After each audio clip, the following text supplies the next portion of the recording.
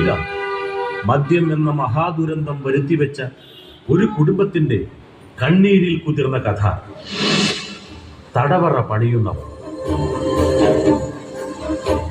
ശബ്ദമിശ്രണം വിവരണം ബിന്നി തൃശൂർ. രചനാ സംവിധാനം സുനിൽ പട്ടിമറ്റം. തടവറ പണിയുന്നവർ.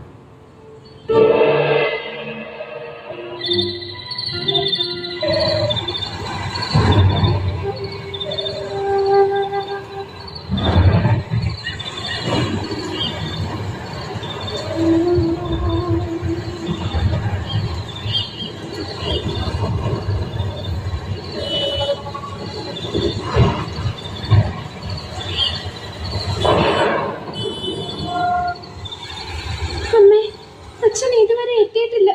എനിക്കാണെങ്കിൽ നല്ല വിശപ്പ്. എന്റെ മോൾ കരയാതെ. അച്ഛൻ വരുമ്പോ പലഹാരവും മേടിച്ചോണ്ട് വരും. എന്റെ മോള് കരയല്ലേ മോളെ?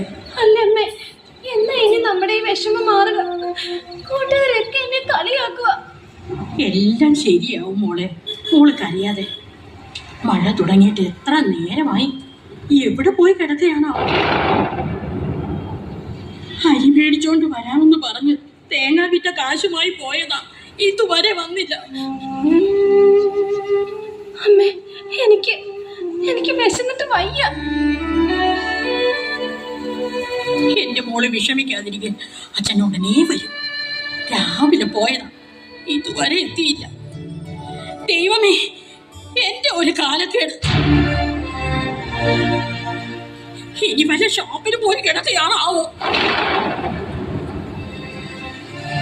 മഴയാണെങ്കിൽ നോക്കി വീട് മുഴുവനും ചോർന്നൊലിക്കുക. അതെങ്ങനെ? ഇതൊന്നും ഓലമേഞ്ഞ് കെട്ടാൻ കഴിയണില്ല. കെട്ടിയത് മുഴുവൻ കുടിക്കാനല്ലേ ഉള്ളൂ.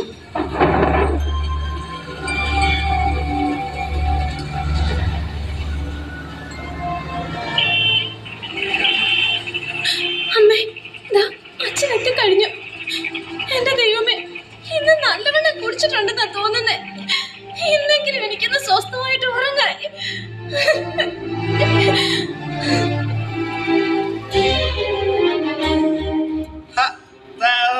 വണ്ടി നിർത്തിയത് ചേട്ടാ തന്റെ വീടെത്തിയെന്ന്.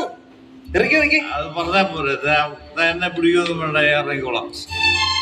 എനിക്ക് ഭയങ്കര കഷ്ടമല്ലേ ദൈവം. താൻ്റെ മുണ്ടൊക്കെ ഉപദേശിക്കണ്ട, എനിക്ക് മുൻകൂടുക അറിയാം. ഇറക്കി, വണ്ടി ഇറക്കി. എനിക്ക് പോണോന്ന്.